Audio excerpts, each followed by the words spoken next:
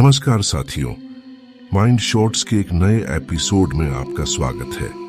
आज हम जानेंगे कि दिमाग आपका गुलाम नहीं बल्कि आपका सबसे अच्छा दोस्त है। तो चलिए दिमाग की इस यात्रा की शुरुआत करते हैं। जिसे चलाना था उसी के पीछे हम खुद भागते रहे। जो हमारी सोच रचता है उसी को हम अपनी सोच से कुचलते रहे। हम कहते हैं मेरा माइंड मेरा है, पर असल में हम उसके गुलाम बन चुके हैं, या शायद उसे अपना गुलाम समझ बैठे हैं।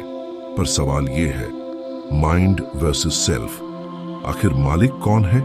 क्या हम माइंड को चलाते हैं या वो हमें?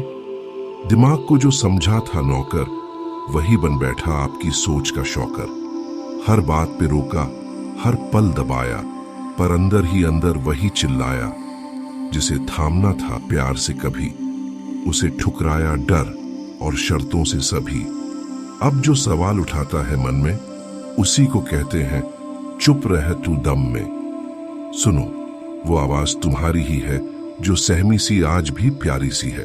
दिमाग को गुलाम नहीं बनाओ, चलो आज उसे साथी बनाओ। माइंड की असली प्रकृति क्या है?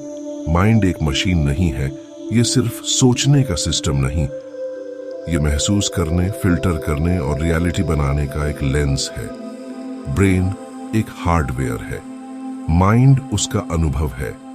ब्रेन एक मशीन की तरह प्रतिक्रिया करता है, पर माइंड एक ऑब्जर्वर है जो महसूस करता है, जोड़ता है और याद करता है। माइंड न तो तुम्हारा दुश्मन है, न ही तुम्हारा नौकर, वो तुम्हारा साथी है। पर तुमने उसे सामने खड़ा कर लिया जैसे कोई युद्ध हो। कैसे हम माइंड को कंट्रोल करने के नाम पर उसे दबाते हैं।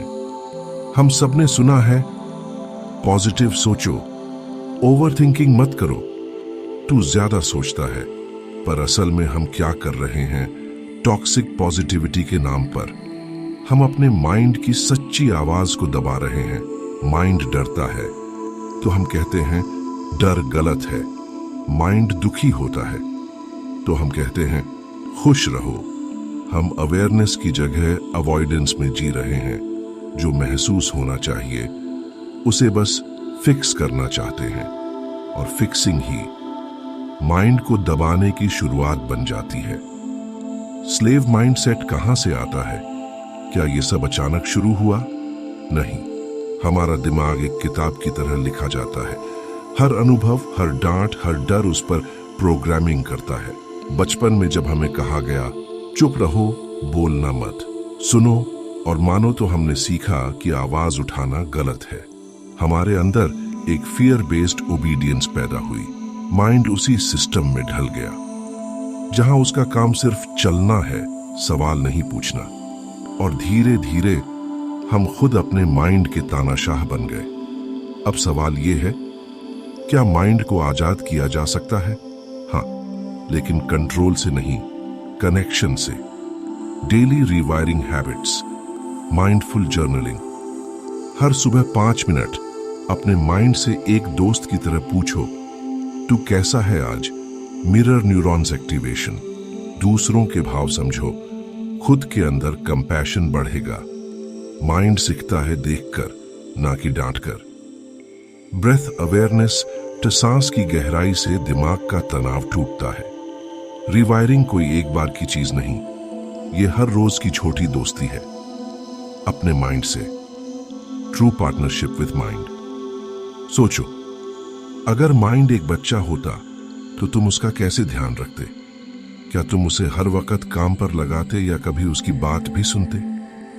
माइंड को दोस्त बनाओ, मालिक नहीं। Inner dialogue, healing. हर दिन 10 मिनट चुप बैठो और खुद से ये कहो, जो तू सोच रहा है वो मैं सुन रहा हूं। मैं तुझे फिक्स नहीं करूंगा, मैं तुझे फील करूंगा। यहीं से शुरू होता है असली हीलिंग। यहीं से माइंड तुम्हारा नहीं, तुम्हारा साथी बन जाता है। मालिक वही है जो अपने मन से दोस्ती कर ले, जो हर डर को सुने, हर दर्द को अपनाए बिना उसे दबाए। गुलामी तब नहीं टूटती जब हम चिल्लाते हैं, वो तब टूटती है जब हम चुप रहकर सुनते हैं। अपने माइंड की सिसकियां सुना दो, अपनी प्रेजेंस से उसे थाम लो। बस इतना कर दो, तुम्हारे भीतर एक आजादी जन्म लेगी जिसे तुम खुद भी पहचान नहीं पाओगे। ये था माइंड शॉट्स, जहां सोच गहराई से आती है और एक हल्कापन छोड़ जाती है।